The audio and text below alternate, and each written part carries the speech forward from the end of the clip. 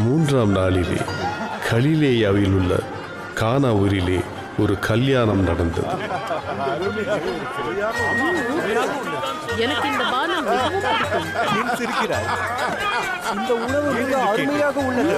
இதை சாப்பிடு, மிகவும் ருசியாக உள்ளது.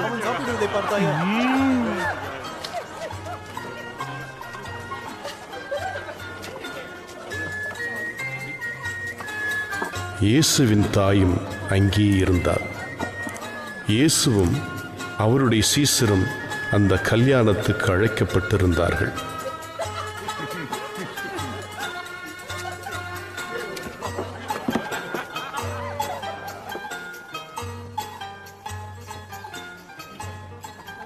திராட்சரசம் குறைவுபட்ட போது இயேசுவின் தாய் அவரை நோக்கி, அவர்களுக்கு திராட்சரசம் இல்லை என்றாள்.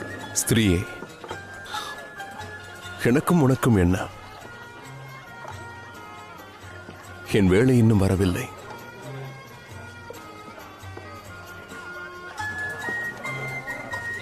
அவர் உங்களுக்கு என்ன சொல்கிறாரோ அதன்படி செய்யுங்கள். யூதர்கள் தங்களை சுத்திகரிக்கும் முறைமையின்படியே ஒவ்வொன்றும் 2-3 குடம் தண்ணீர் கொள்ளத்தக்க 6 கற்சாடிகள் அங்கே வைக்கப்பட்டிருந்தன. ஜாடிகளிலே தண்ணீர் நிரப்புங்கள். மிகவும் சுவையாக இருக்கிறது.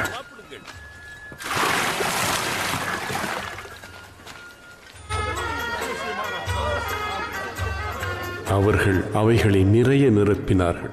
நீங்கள் இப்பொழுது முண்டு பந்தி விசாரிப்புக்காரரிடத்தில் கொண்டு போங்கள்.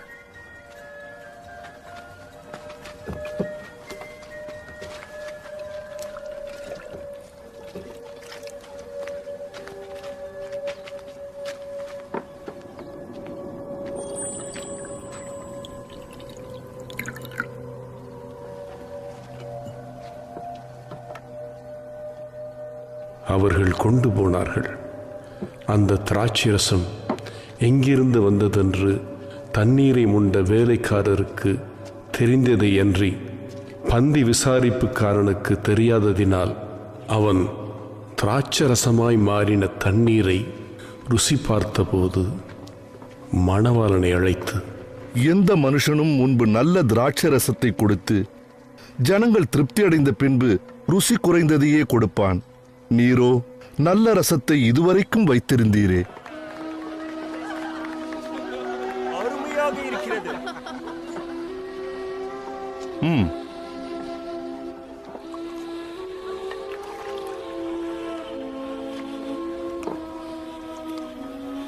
இவ்விதமாக இயேசு இந்த முதலாம் அற்புதத்தை கலிலேயாவில் உள்ள கானா ஊரிலே செய்து தம்முடைய மகிமையை வெளிப்படுத்தினார்.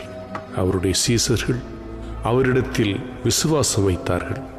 அதன் பின்பு அவரும் அவருடைய தாயாரும் அவருடைய சகோதரரும் அவருடைய சீசரும் கப்பர்நகூமுக்கு போய் அங்கே சில நாள் தங்கினார்கள். பின்பு யூதருடைய பஸ்கா பண்டிகை சமீபமாயிருந்தது. அப்பொழுது இயேசு எருசலேமுக்கு போய்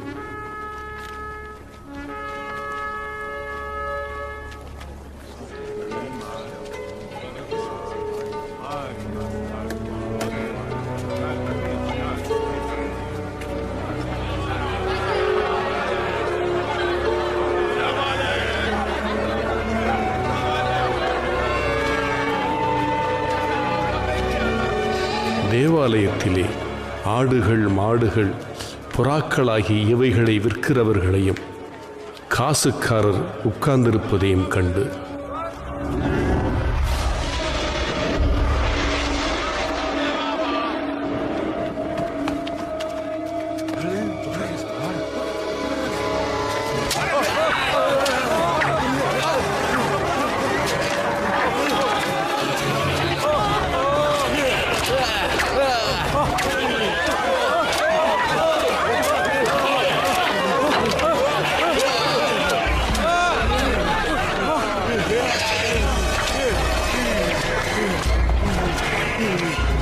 கயிற்றினால் ஒரு சவுக்கை உண்டு பண்ணி அவர்கள் யாவரையும் மாடுகளையும் தேவாலயத்துக்கு புறம்பே துரத்திவிட்டது.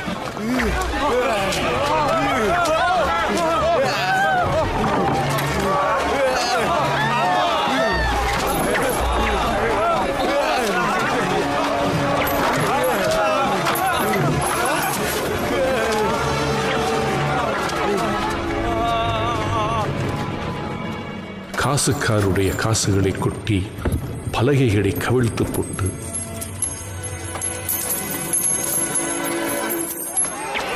புறா விற்கிறவர்களை நோக்கி, இவைகளை இவ்விடத்திலிருந்து எடுத்துக்கொண்டு போங்கள்.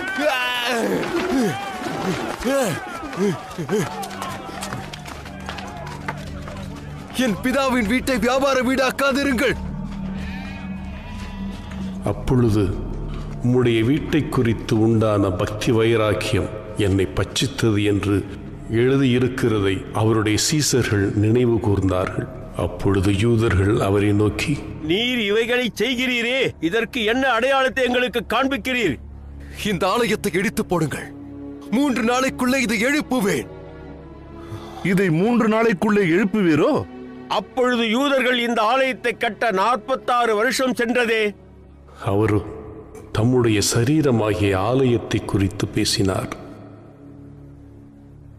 அவரு தம்முடைய சரீரமாகிய ஆலயத்தை குறித்து பேசினார்.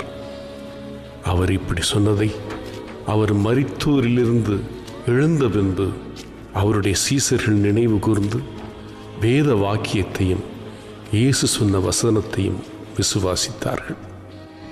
பஸ்கா பண்டிகையிலே அவர் எருசலேமில் இருக்கையில் அவர் செய்த அற்புதங்களை அநேகர் கண்டு அவருடைய நாமத்தில் விசுவாசம் வைத்தார்கள். அப்படியிருந்தும் இயேசு எல்லாரையும் அறிந்திருந்தபடியால் அவர்களை நம்பி இணங்கவில்லை. மனுஷருக்குள் இருப்பதை அவர் அறிந்திருந்தபடியால் மனுஷரை குறித்து ஒருவரும் அவருக்கு சாட்சி கொடுக்க வேண்டியதாக இருக்கவில்லை.